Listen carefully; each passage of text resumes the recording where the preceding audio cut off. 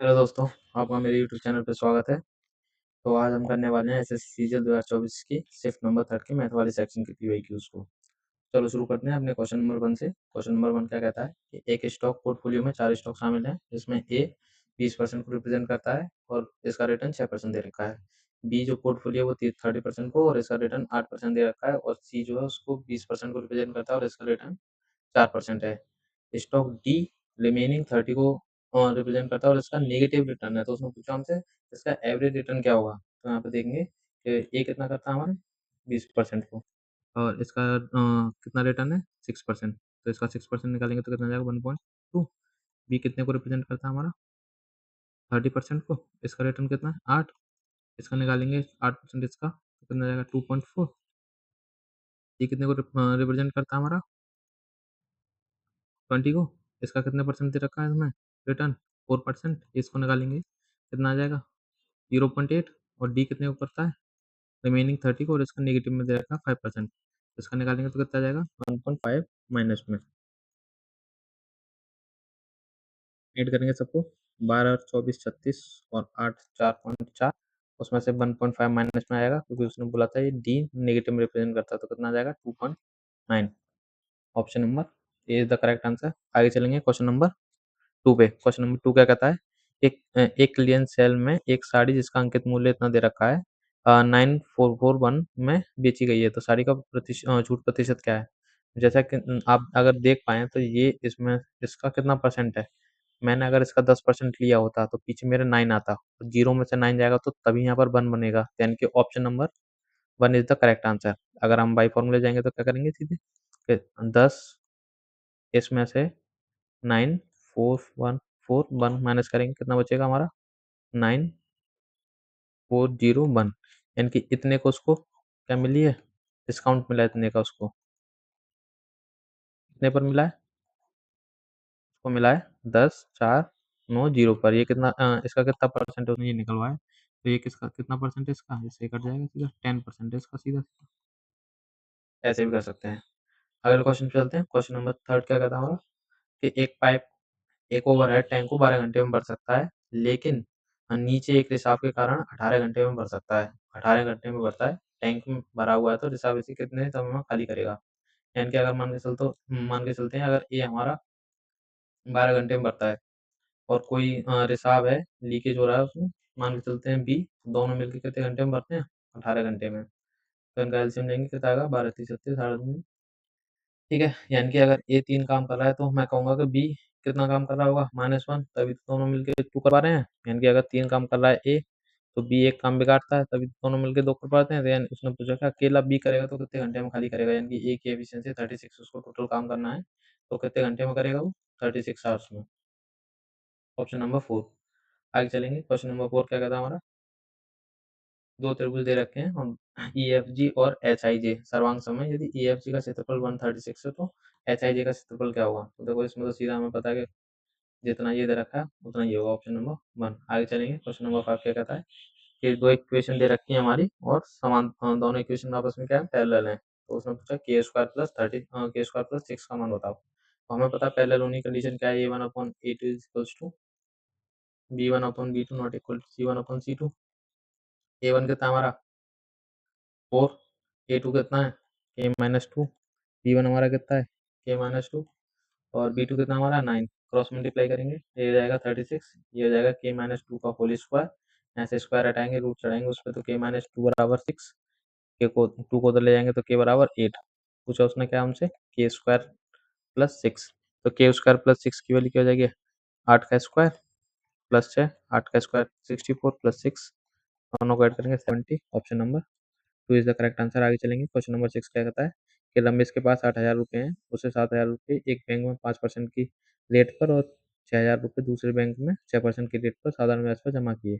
यदि उसे 1 वर्ष के अंत में साधारण ब्याज के रूप में 1160 रुपये प्राप्त हुए, तो शेष पूंजी पर प्रतिवर्ष की दर क्या होगी। तो यानी कि वो कह रहा है कि 7,000 रुपये, और उसको कितने 7,000 रुपये उसने 5% की रेट पर, 6,000 रुपये उसने 6% की रेट पर, और 7 और 6 13 बचे 5,000 रुपये उसने x% की रेट पर निवेश किए हैं। तो यानी कि टोटल ब्याज उसको इन सब पे कितना मिल रहा है 1160। तो मैं देखता हूँ यहाँ पे 7,000 पर 5% की रेट से 1 साल का ब्याज 350। इसका ब्याज कितना हो जाएगा 6,000 ऊपर 6% की रेट से 1 साल का 360। दोनों को ऐड करूँगा कितना आ जाएगा 710। अब इसको इसमें से माइनस करेंगे 710 0 5 ये कितना बचा 4, यानी कि उसको 5,000 पर 450 रुपये ब्याज मिला है 1 साल में। तो ये कितना परसेंट है इसका, तो 450 बटे 5,000 माइनस 100 सॉल्व निकालेंगे, इसको सॉल्व करेंगे, 0 से 0 कैंसिल, 5 9 यानी कि 9%। Option number third is the correct answer. आगे चलेंगे, क्वेश्चन नंबर 7 क्या कहता है हमारा, एक घनाभ की लंबाई चौड़ाई और ऊंचाई दे रखी है 8 4 6। तो घनाभ का आयतन निकलवाया है, तो वॉल्यूम हमें बताइए, वॉल्यूम बराबर क्या होता है, लंबाई चौड़ाई ऊंचाई का मल्टीप्लाई। तो इनका मल्टीप्लाई करेंगे तो 8 4 मल्टीप्लाई 6, 8 चौक 32 सिक्के 192। क्वेश्चन नंबर और ऑप्शन नंबर 2। आगे चलेंगे, क्वेश्चन नंबर 8 क्या कहता है, 10 सेंटीमीटर त्रिज्या और 30 डिग्री कोण वाले एक वृत्त के त्रिज्याखंड का परिमाप क्या है। यानी कि बेसिकली उसने हमें एक सर्कल दे रखा है जिसमें 30 डिग्री का एंगल बनाते हुए एक कोई त्रिज्याखंड है। तो यहाँ से यहाँ तक ये आर हो जाएगी, ये आर हो जाएगी और ये एल। तो उसने हमसे यही पूछा है। तो आर बराबर कितना दे रखा है उसने हमें 10। तो क्या फॉर्मूला हो जाएगा 2r plus 2 pi r 30 theta upon 360। 2 r की वैल्यू कितनी है 10 प्लस 2 पाई की वैल्यू कितनी दे रखी है उसने 1.4, आर की वैल्यू 10 और ये दे रखी है 30 अपॉन 360। ये कटेगा यहाँ से 6 बार में, ये आ जाएगा 20, 6 से जाएगा ये सॉरी 12, यहाँ से 12 माइनस 12 बार में 2 से कट जाएगा ये 6 टाइम, और 6 से इसमें भाग जाएगा 0.5 लगभग लगभग, और 10 को मल्टीप्लाई करेंगे तो 5 आ जाएगा, यानी कि मेरा आंसर लगभग 25 के आसपास आएगा। तो option number 4 is the correct answer. आगे चलेंगे, क्वेश्चन नंबर 9। क्वेश्चन नंबर 9 में एक संख्या दे रखी है सिर्फ 11 से विभाज्य है, तो के का मान बताइए। तो के का मान देखो, उसमें सीधा सीधा हम क्या करेंगे, ऑड इवन प्लेस से भी जा सकते हैं और नहीं पेयर बना के भी। मैं पेयर से करता हूँ इसको, 5 में से 4 गए तो 1 बचा, 4 में से 5 गए -1, 7 में से 8 गए -1, +1 से 1 गया, यानी कि यहाँ -1 आ रहा है यहाँ पे। तो यहाँ पे क्या आना चाहिए, +1 आना चाहिए, यानी कि 8 9 में से 8 घटाऊंगा, के की जगह अगर 9 होगा तभी तो 1 बचेगा, और 1 से 1 कैंसिल, तो यानी कि के की वैल्यू कितनी आ जाएगी हमारी 9। Option number 2 is the correct answer. Odd place और इवन प्लेस से भी करेंगे तो आंसर यही आएगा। आगे चलते हैं, क्वेश्चन नंबर 10। क्वेश्चन नंबर 10 क्या कहता है हमारा, कि पी क्यू आर में क्यू और आर समद्विभाजक त्रिभुज के अंदर बिंदु ओ पर मिलते हैं। तो यदि क्यू ओ आर 107 है तो एंगल पी की वैल्यू, यानी कि कोई ट्राइंगल दे रखा है हमें पी क्यू आर, इन दोनों के बाइसेक्टर कहाँ पे ओ पर मिलते हैं, और ये वैल्यू दे रखी है उसने 107। उसने हमसे ये पूछा है, तो हमें पता है कि एंगल क्यू आर बराबर 90 प्लस के एंगल पी अपॉन 2 होता है। क्यू आर की वैल्यू 107 बराबर 90 प्लस एंगल पी अपॉन 2। इसको माइनस करेंगे, यहाँ 70 बचेगा, 17, और एंगल पी बटे 2 मल्टीप्लाई करेंगे तो पी बराबर कितना आ जाएगा 35 34। Option number 4 is the correct answer. आगे चलेंगे क्वेश्चन नंबर 11 पे। क्वेश्चन नंबर 11 क्या करा है, एक संख्या में पहले 12% की वृद्धि की जाती है, फिर 23% की वृद्धि की जाती है। इस प्रकार प्राप्त संख्या में 34% की कमी की जाती है। तो मूल संख्या में शुद्ध वृद्धि या कमी पूछ रहा है, यानी कि मैं कह सकता हूँ कि 12% का पहले उसने इंक्रीज करा है, फिर 23% का 23% का भी इंक्रीज है, और फिर 34% का डिक्रीज है। यानी कि ये फ्रैक्शन में नहीं दे रखी वैल्यू, तो हमें सक्सेसिव लगाना पड़ेगा। सक्सेसिव यानी कि A plus B, A B upon 100 होता ही है। तो लगाएंगे, मैं पहले इन दोनों में लगाता हूँ 12 में और 23 में। तो 12 प्लस 23, 12 गुणा 23 बटे 100, ये तो 35 हो जाएगा। इन दोनों को मल्टीप्लाई करेंगे, 36 24 और 3 27, पीछे डिवाइड आएंगे, ये कितना है, इन दोनों को जोड़ के आ जाएगा 37.76। अब इसका और इसका सक्सेसिव, क्योंकि ये माइनस में दे रखा है 34, तो 37.76 मैं इसको लगभग लगभग 38 कंसिडर करता हूँ। तो 38 माइनस 34 माइनस 38 मल्टीप्लाई 34 अपन 100, 38 में 4 गए तो 4 माइनस 4 में 60 गए तो वो इनका मल्टीप्लाई करेंगे। 4 8 मैं इधर कर लेता हूँ। 4 8 32 4 4 3 12 3 15 मल्टीप्लाई 3 8 24 3 2 9 2 11 कितना आएगा? 100 से डिवाइड लग जाएगा तो 12.92। चूँकि मैंने इसको थोड़ा ज़्यादा माना था, यानी कि मेरा मल्टीप्लाई जो भी होगा वो लगभग 12 के आएगा। लगभग 12 के आस-पास आएगा, और इसको भी हमने यहाँ पे ज़्यादा माना था, तो ये लगभग 3 के पास है, यानी कि 12 में से लगभग 3 घटेंगे तो कितना आएगा हमारा आंसर? 9 के आस-पास, और माइनस में आएगा, यानी कि option number 2 is the correct answer. और ऐसे क्वेश्चन को कोशिश किया करो सबसे लास्ट में करें, ठीक है? अगर आप पहले फँस गए इस क्वेश्चन में तो हो सकता है ये आपका पेपर भी खराब करवा दे। तो आगे चलते हैं। क्वेश्चन नंबर 12, एक बेईमान दुकानदार 25 किलोग्राम की दर से एक नमक बेचने का दावा करता है। नमक का क्रय मूल्य 25 किलोग्राम है। इससे संतुष्ट ना होकर वह किलोग्राम से 200 किलोग्राम निकालकर 200 ग्राम निकालकर लाभ कमाने की कोशिश करता है। यानी कि वो कह रहा है कि 25 का खरीदा था उसने और 25 पर बेचने का दावा करता है। लेकिन क्या कर रहा है कि जहाँ 1000 देना चाहिए वहाँ दे कितना है, सिर्फ 800, और लोगों को रेट बता रहा है उसके 1000 ग्राम के। तो ये तो 25-25 कैंसिल, यानी कि 200 रुपए का घपला कर रहा है वो। कितने पर? 800 पर। उसकी जेब से तो 800 ही जा रहा है इसका। फिर में 4 सॉल्व करेंगे कितना आएगा? लगभग यानी कि वो 25% का प्रॉफिट कर रहा है। तो option number 4 is the correct answer. आगे चलेंगे। क्वेश्चन नंबर 13 क्या कह रहा है? एक चोर 600 मीटर की दूरी पर एक पुलिसकर्मी को देखता है। चोर भागने लगा और पुलिसकर्मी ने उसका पीछा किया। चोर और पुलिसकर्मी की चाल दे रखी है 12 और 15, और पुलिसकर्मी चोर को पकड़ने में कितना समय मिनटों में लेगा, यानी कि मिनटों में उसने टाइम निकलवाया, यानी कि 600 मीटर, और दोनों सेम डायरेक्शन में थे, यानी कि इन दोनों का डिफरेंस आएगा चाल का, तो 3 किलोमीटर, 12 में से 15 गए तो 3 मीटर पर सेकंड में चेंज करेंगे तो 5/18। तो सॉल्व करेंगे इसको। 3 से 6, 6 ऊपर पहुँच जाएगा, तो 600 मल्टीप्लाई 6/5, और ये आंसर हमारा सेकंड्स में आएगा, तो इसको मिनट में चेंज करने के लिए 60 का डिवाइड, तो इसको सॉल्व करेंगे। 0 से 0, 5 से कट गया 12, 12 minute. Option number 3 is the correct answer. आगे चलेंगे। देखो ये सिंपलीफाई है, इसे सीधा करेंगे। 7 में 4 गए 3, 3 और 7 10, 7 में 10 जाएँगे माइनस के 3, और यहाँ माइनस है, ये प्लस का हो जाएगा, प्लस के 3 हो जाएगा। तो 7 और 4 11, और प्लस के 3 और 7 10, 10 में से 11 जाएँगे तो माइनस का बने बचेगा, यहाँ प्लस का 14 है, तो कितना बचेगा?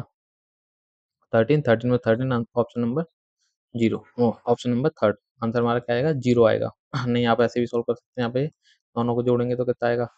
घटाया 3 प्लस 7, दोनों को जोड़ा 10, अब ये 7 में से 10 जाएगा तो माइनस के 3, अब चूँकि यहाँ माइनस है ये वाला, तो ये माइनस मिल के अगले ये प्लस के 3 हो जाएगा, और ये इसको देंगे 4 7 और 4 11, और ये प्लस के 7 और ये प्लस के 3 दोनों को मिलके 10 और माइनस के 11, तो आंसर कितना हो जाएगा? -1, और यहाँ पे दे रखा है ये 14, कितने का? प्लस का 14, तो यानी कि -13 नहीं, प्लस के 13 आएगा, प्लस के 13, और यहाँ 13 में से 13 गया, आंसर 0। आगे चलेंगे। क्वेश्चन नंबर 15, तो इसमें कह रहा है मान लीजिए कि a प्लस बी बराबर 2c दे रखा है, तो नेक्स्ट कौन सा एक्सप्रेशन इसमें सही होगा? तो देखना, मैं यहाँ पे b बराबर c पे 0 रखा हूँ, a बराबर क्या आ गया मेरा 2c, यहाँ ऑप्शन में देखना b बराबर 0 रखने पर 2c आ रहा है कि नहीं आ रहा है? यहाँ से ये तो गया, b की वजह 0 रखेंगे तो ये तो टर्म, ये भी खत्म, ये भी खत्म, तो ऑप्शन नंबर ए तो नहीं है। ये 0, ये 0, लेकिन ये किस में आएगा? माइनस में, यहाँ माइनस दे रखा है आगे, हमारा आंसर किस में? प्लस में, तो ऑप्शन नंबर 2 कैंसिल। यहाँ देखेंगे, ये 0, ये 0, ये हो सकता है A square is equal to 2ac, A से ए कैंसिल करेंगे तो यानी कि ए बराबर 2c, ये हो सकता है। अभी क्वेश्चन नंबर ऑप्शन नंबर 4 भी चेक करेंगे। देखना, ये 0, ये 0, तो ए यहाँ से कॉमन लेंगे तो ए बराबर यहाँ से सी आएगा, यानी कि ऑप्शन नंबर 3 हमारा इज द करेक्ट आंसर। आगे चलेंगे। क्वेश्चन नंबर 17 हमारा क्या कहता है? 3 संख्या दे रखी हैं, x plus y plus z की वैल्यू 1 दे रखी है, और 1/x 1/y और 1/z की मिनिमम वैल्यू उसने पूछी है, लीस्ट वैल्यू। तो देखो ऐसे क्वेश्चन आपने करे होंगे। इसमें क्या दे रखा है कि ये 1, ये 1 कैसे आया होगा? यानी कि अगर मैं तीनों की वैल्यू 1/3 1/3 प्लस 1/3 कंसीडर करूँ, तो जोड़ने पर तीनों की वैल्यू कितनी आएगी? 3/3, तभी 1 आएगा। तो यानी कि अगर मैं 1/x की वैल्यू कितनी हो जाएगी यहाँ से 3, 1/y की वैल्यू 3, 1/z की वैल्यू भी 3 और तीनों का सम निकलवाया उसने तो क्या आ जाएगा 9। Option number that is the correct answer. अगले क्वेश्चन पे चलते हैं। क्वेश्चन नंबर 17 क्या कहता है हमारा? हम्म, एक मिनट। क्वेश्चन नंबर 17 क्या कहता है कि 8a² और 18a की पावर 4 क्या मीन प्रोपोर्शन उसमें दे रखे हैं समानुपात में प्रोपोर्शन में उसने मीन प्रोपोर्शन हमारा निकलवाया है। तो हमें पता है mean proportion b square equal to क्या होता है AC और बी बराबर अंडर रूट में ए, यानी कि तो ए की वैल्यू यहाँ पर कितनी दे रखी है 8a², बी की वैल्यू कितनी दे रखी है 18/a की पावर 4। इसको काटेंगे यहाँ पे कितना आ जाएगा एक और बचेगा 18 144/a² यानी कि बाहर निकलने पर कितना जाएगा 12/a। Option number 4 is the correct answer. आगे चलेंगे क्वेश्चन क्वेश्चन नंबर 18 हमारा क्या कहता है कि सेक थीटा देखो सेक थीटा टेन थीटा कौन सेक माइनस टेन 7/4 दे रखा है तो find the value of cosec cosec की वैल्यू उसने निकलवाई है। तो देखो यहाँ तो डायरेक्ट सीधे क्रॉस मल्टीप्लाई कर लो तो 4 सेक प्लस के 10 बराबर 7 सेक माइनस 7 10। इसको उधर लाएंगे तो कितना हो जाएगा 11 10। इसको उधर लाएंगे यहाँ से कट जाएगा तो कितना बचेगा यहाँ से 3 सेक 11 10 को चेंज करेंगे साइन अपॉन कॉस में और सेक को चेंज करेंगे 1 अपॉन कॉस में कॉस से कॉस कैंसिल ये आ जाएगा 11/3 और 1/sin 1/sin किसके बराबर होता है कोसेक के ये उस नाम से पूछिए वैल्यू तो यानी कि 11/13 option number 3 is the correct answer. आगे चलेंगे क्वेश्चन नंबर 19 हमारा क्या कहता है कि A is an acute angle then which of the following is equal to देखो ये दे रखा है उसने हमें ये निकलवाया तो मैं अगर इसमें कॉन्जुगेट का मल्टीप्लाई करके देखूं तो 1 minus cos upon 1 plus 1 minus cos ऊपर क्या आएगा sine minus 1 minus cos upon नीचे बन जाएगा 1 माइनस कॉस स्क्वायर यानी कि 1 माइनस कॉस ऊपर तो साइन है साइन 1 माइनस कॉस और नीचे 1 माइनस साइन कॉस स्क्वायर किसके बराबर हो गया साइन स्क्वायर के एक साइन से एक साइन कैंसिल यानी कि ऊपर आएगा 1 माइनस कॉस और नीचे आएगा साइन तो ऊपर 1 माइनस कॉस और नीचे sine option number a is the correct answer. आगे चलेंगे क्वेश्चन नंबर 20 हमारा क्या कहता है कि एक क्वेश्चन दे रखा है ये इतनी वैल्यू दे रखी इसकी वैल्यू दे रखी है हमें और उसने हमसे इसी वाली वैल्यू पूछी है तो देखो सीधे क्रॉस मल्टीप्लाई करेंगे इन दोनों का 7 चौक 28 साइन प्लस 4 चौक 16 कॉस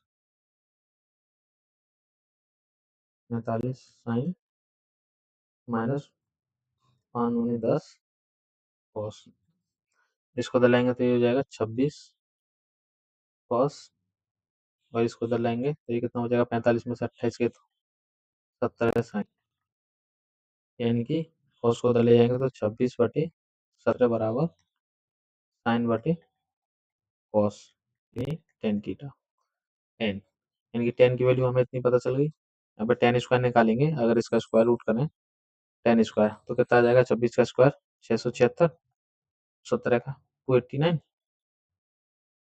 तो वैल्यू पुट करेंगे इक्वेशन में हमारे में 10² प्लस 5/10² माइनस 5 तो 10² की वैल्यू 676 बट्टे 289 प्लस 5/676/289 माइनस के 5। तो देखो मैं यहाँ से एक चीज देख पा रहा हूँ यहाँ ऑप्शन में लगभग लगभग सिमिलर है तो देखो 289 का 5 से मल्टीप्लाई करेंगे और इसको घटाएंगे तो आंसर माइनस में आएगा यानी कि ऑप्शन 2 और 4 तो कैंसिल। और एक चीज देखो अगर 289 का 5 में मल्टीप्लाई करेंगे और उसमें ये ऐड करेंगे तो यानी कि ऊपर वाली वैल्यू नीचे वाली वैल्यू से ज्यादा आएगी तो यानी कि मैं कह सकता हूँ कि option number 1 option number 1 is the correct answer. आगे चलेंगे क्वेश्चन क्या कहता है उस क्षेत्र का क्षेत्रफल ज्ञात कीजिए जिसका परिमाप 64/3 है और उसका केंद्रीय कोण 60 है। तो देखो ऐसे कोई दे रखा है हमें उस क्षेत्र का क्षेत्रफल निकलवाया उसने हमसे ये जिसका परिमाप कितना है यहाँ से आर वो पिछले वाला सेम क्वेश्चन है ये एल 64/3 ये देखा हमें 64/3 यानी कि मैं कह सकता हूँ 2r plus 2 pi r theta upon 360 is equals to 64 upon 3 रखा उसने हमें। दोनों में से 2r कॉमन आ रहा है, यहाँ ले लेंगे 1 प्लस यहाँ क्या बचेगा, पाई पाई की वैल्यू 22/7 और थीटा की वैल्यू कितनी दे रखी है 60/360 इज इक्वल्स 64/3। इसको काटेंगे ये 6 बार जाएगा और तो ऊपर क्या आएगा 2r, नीचे 1 प्लस 6 सत्ते 42, ऊपर 22, नीचे 42, 42 एकम 42 और 22 दोनों को जोड़ेंगे तो कितना आ जाएगा 2r, ऊपर 64 अपॉन 42। ये कितने के बराबर है हमारा 64 अपॉन 3 के। 64 से 64 कैंसिल, 2 से ये कैंसिल 20 टाइम 21 टाइम, 3 से ये कैंसिल 7 टाइम, यानी कि r को उधर ले जाएंगे, हाँ 7 को उधर ले जाएंगे तो r बराबर हमारा कितना आ जाएगा 7। उसने हमसे क्या पूछा है इसका, उस क्षेत्र का क्षेत्रफल निकलवाया उसने हमसे, यानी कि पाई आर निकलवाया उसने, pi R square, pi R square theta upon 360। तो देखो पाई की कितनी 22/7, आर की वैल्यू कितनी है 7 मल्टीप्लाई 7, थीटा की वैल्यू 30 अपॉन 360। इसको सॉल्व करेंगे ये जाएगा 12 बार, 7 से 7 खत्म, यहाँ पे कितने सॉरी 6 वो 60 दे रखी है, यहाँ से 60 दे रखी है। ये कटेगा यहाँ से 6 टाइम, ये कटेगा, इसको काटेंगे 2 से तो ये कितना आ जाएगा 11, ये आ जाएगा 3, ऊपर आ जाएगा 11 7 77, नीचे जाएगा 3। Option number 2 is the correct answer. आगे चलेंगे तो क्वेश्चन नंबर 22 क्या कहता है, study the given table and answer the question. The given table shows the production of company C1 C2 C3 C4।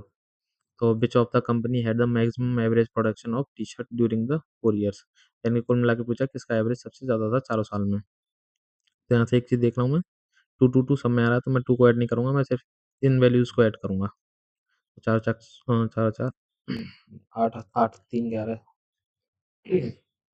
15 165, 7 और 4 11, 4 15 और 4 4 8 7 17, यानी कि ये आ जाएगा 167, 4 और 3 7, 10 3 13 और ये आ जाएगा 140। इस 4 दिन 7 4 11 4 15 और एक ये 16।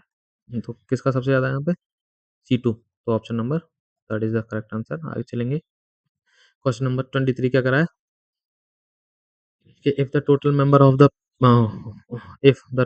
of the pages printed by all the given printers together on Wednesday was 50% more than the total number of pages printed by all the given printers together on Saturday।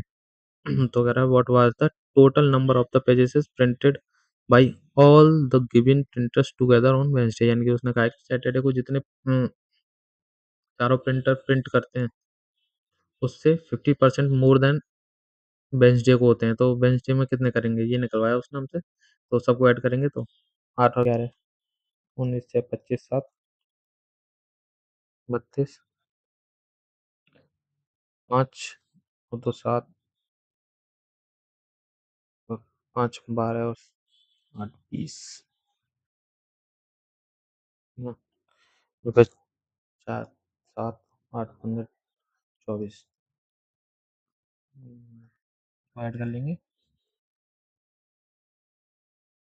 ये आएगा इसका, ये हमारे कितना है सैटरडे के, तो हमें इसका 15% ज़्यादा निकलना है, क्योंकि उसने बोला है कि वो 15% ज़्यादा प्रिंट करते हैं वेंसडे को, तो इसको निकालेंगे तो 0 से 0 कैंसिल, इसको 5 से करूँगा 23, ये 5 से 2 टाइम 2 से काटेंगे इसको 2 कितना 1 2, यहाँ देखना 2 मल्टी और 3 यूनिट इज 6 आएगी, तो option unit is 6, option number 4 is the correct answer. आगे चलेंगे क्वेश्चन नंबर 24 क्या करा है कि एक टेबल दे रखी है उसने हमें, और what was the percentage increase in the sales of helmet C in 2002 as compared that in the 1999। तो उसने पूछा है कि 2002 में कितनी सेल बढ़ी है 1999 के मुकाबले सी में। तो 1999 में कितनी थी 54, 2000 में कितनी है 68 यानी कि 14 बढ़ी है सेल 54 पे। इसको सॉल्व करेंगे, 2 से जाएगा 7, ये आएगा 27, 100, इसका डिवाइड लाएँगे तो 27 दूनी 54, यहाँ से कितना बचेगा 16, यानी कि 16 और मैं उसमें 27 का डिवाइड लगाऊँगा तो 5 बार 27 पंजे 135 के लगभग, तो यानी कि 25 पॉइंट आएगा। तो option number A is the correct answer. आगे चलते हैं। क्वेश्चन नंबर 25 क्या कह रहा है? घनश्याम की आयु आकाश से 3 गुनी है। 10 वर्ष पहले घनश्याम की आयु आकाश से 4 गुनी थी। यानी कि 10 साल पहले उसकी एज का रेशियो 4:1 था और अभी कितना उसका 3 गुनी 3 रेशियो 1 है। तो उनकी वर्तमान आयु क्या है? तो यहाँ पे देखिए इनका डिफरेंस कितना है 3 का, यहाँ कितना डिफरेंस 2 का। पहले डिफरेंशिएट करेंगे तो 2 का मल्टीप्लाई करेंगे इसमें और इसमें करता हूँ मैं 3 का मल्टीप्लाई डिफरेंशिएट करने के लिए। तो इसमें 2 का करेंगे तो ये कितना आ जाएगा 8:2। इसका करेंगे तो 3 तिरका 9 और 3, यानी कि उसने कहा ये कि 8 से 9 होने में 1 यूनिट बढ़ने में उसको कितने साल लगे हैं? 10 साल। तो उसने उनकी प्रेज़ेंट एज पूछी है। तो प्रेज़ेंट एज का डिफरेंस पूछा है। तो प्रेज़ेंट एज का डिफरेंस कितना है? 9 3 का डिफरेंस 6 और 6 यूनिट की वैल्यू कितनी हो जाएगी जब 1 यूनिट की वैल्यू 10 है तो कितनी हो जाएगी 60। तो option number 4 is the correct answer. I hope तुम्हें क्लास पसंद आई हो। अगर क्लास पसंद आई है तो इसको लाइक और सब्सक्राइब करना ना भूलें। Thanks for watching. मिलते हैं अगली वीडियो में।